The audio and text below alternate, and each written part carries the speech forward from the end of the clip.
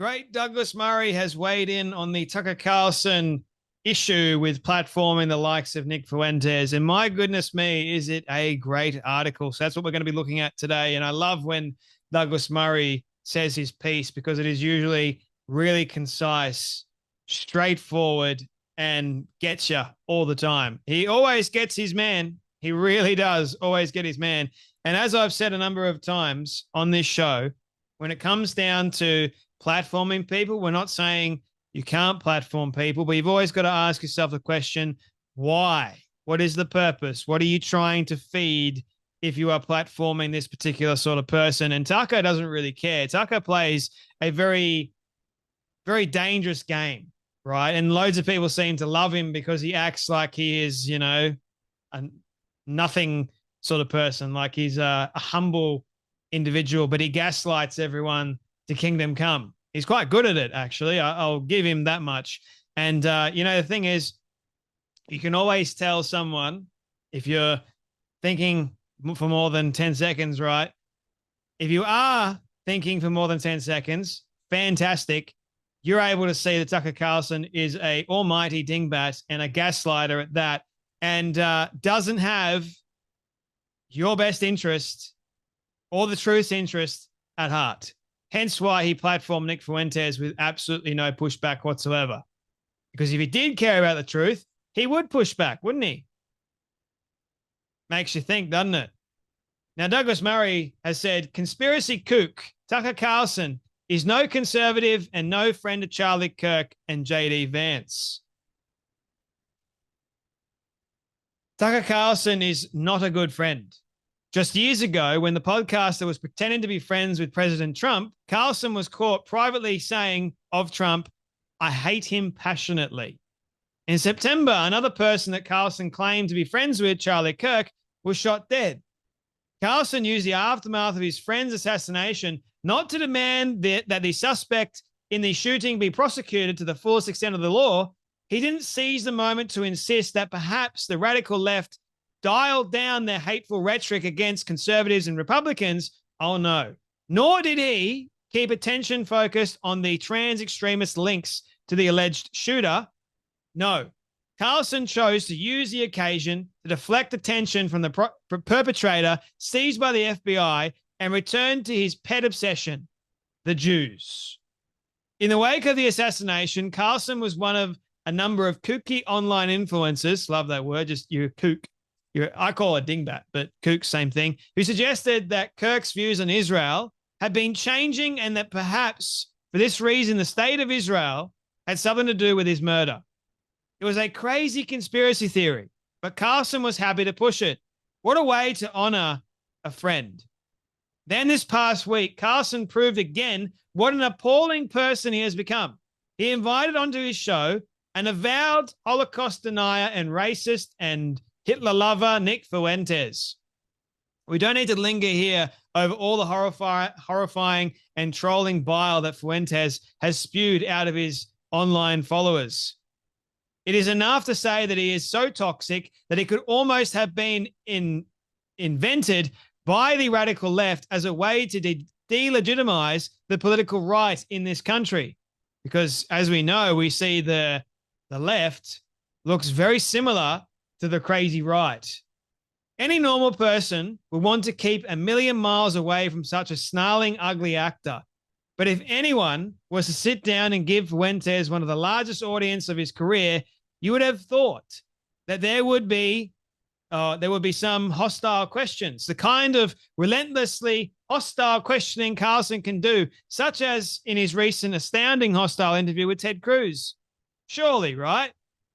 But no, Carlson used his hours with Fuentes to simply launder Fuentes' reputation and to give him a veneer of reasonableness and respectability. Which brings me back to what an appalling friend Tucker Carlson is. Carlson might have used the opportunity to put to Fuentes some of the disgusting things Fuentes had said about the assassinated Kirk. Oh, no, he didn't do that. He might have raised the way in which Fuentes and his Groyper followers promised to hound and torment Kirk while he was still alive.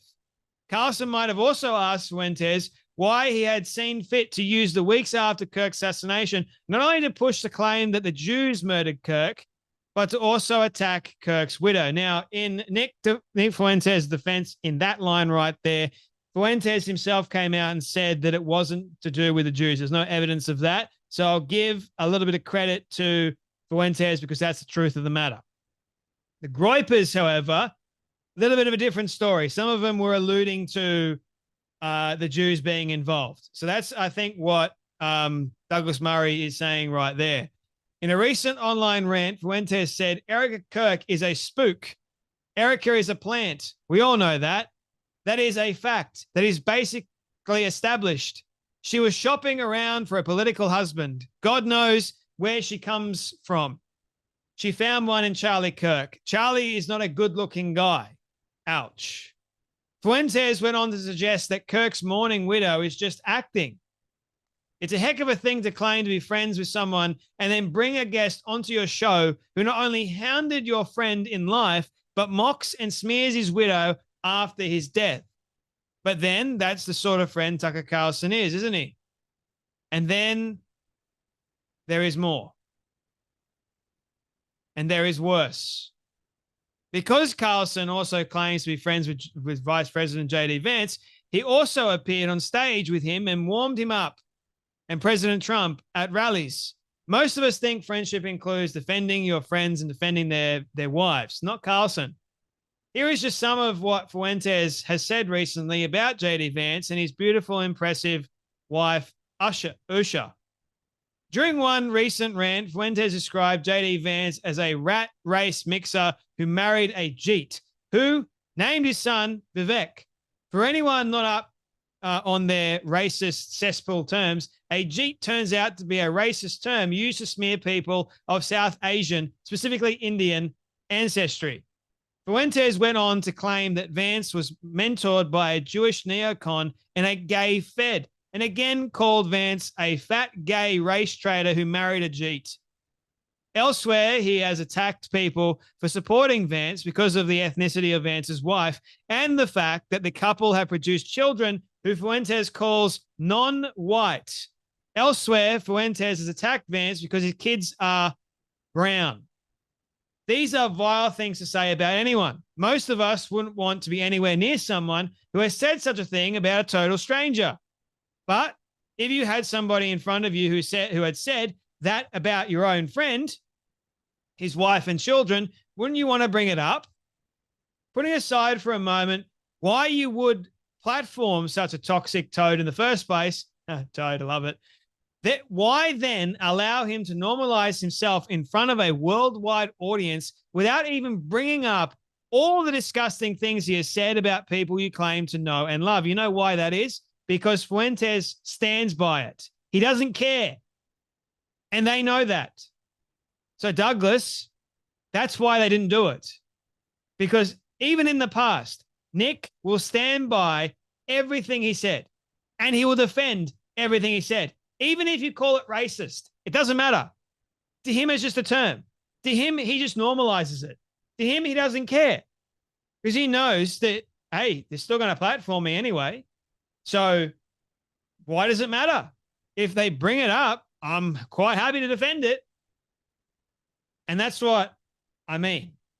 You can have these horrible ideas in the public square for us to debate them. But Tucker didn't do any of that. Nothing. But he's more than happy to go up against the likes of Ted Cruz, who's a wonderful man, I might add. But someone that is actually vile and horrendous, Nick Fuentes, no. At the end of last week, the president of the Heritage Foundation in Washington tied himself into a completely avoidable political mess by issuing a video defending Carlson. Goodness knows why Kevin Roberts chose to do that. It wasn't as though the nation was desperate to hear from him, but I suppose Roberts did it, like other people who have stood up for Tucker during his recent downward spiral, because he values loyalty and friendship. You know, the thing is, everyone going, I stand with Tucker Carlson, that whole nonsense has become like the Black Lives Matter of the alt-right. I stand with Tucker Carlson. It's disgusting. Grow up. If that is the case, then Roberts, like Trump, JD, and others in the Republican movement, should reflect on what a friend they really have in Tucker Carlson, a man who seems intent on normalizing Holocaust deniers and on destroying the MAGA movement from within. Some patriot, some conservative, some friend. Now, if that's Douglas Murray and he can see that, why can't countless people on the right? Now, I wonder if Trump, I'm pretty sure Trump can see it because Trump's already called out Tucker Carlson a number of times. And I wonder if Vance can see it too. Because at the moment, there is a war going on. It's building, especially in America, but not just in America, here in Australia. You have lots of people that are now going, I'm Australia first, man. Screw Israel. I'm Australia first. We've got to be Australia first only. Hey, man, like I've said, I'm Australia first. I think we should focus on Australian issues first. But then we can also, at the same time, look at other countries' issues too and see where we can support them, like our ally Israel, like Ukraine, for example, which we are already helping, like countless other nations.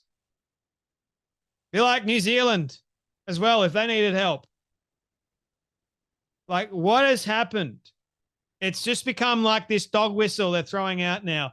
It's not just about being Australia first, guys. It's not. It's quite clever, actually. It's quite deceiving. They're like, I'm Australia first, man. Australia first and only Australia first. And then they'll bash another country. One country, I might add. Then they'll go, oh, it also includes China and India and all that sort of other stuff. But when it comes down to it, how often do you see them calling them out? I agree. When it comes down to Australian issues, focus on Australian issues first. But then look at other ways you can help other countries. It's called having allies. Or if we've forgotten that, if we're just going to be Australia first and Australia first only, guess what's going to happen? We're going to be screwed when those enemies actually attack us because we're not supporting or helping our allies when they ask for it. Sure, be Australia first. Be America first. And when push comes to shove, when the enemies are at the gate or already in, you're going to be screwed because no one's going to come to help us because you didn't want to help them. Anyway, that's enough from me, but you guys take care, be blessed, and I'll see you all in the next video.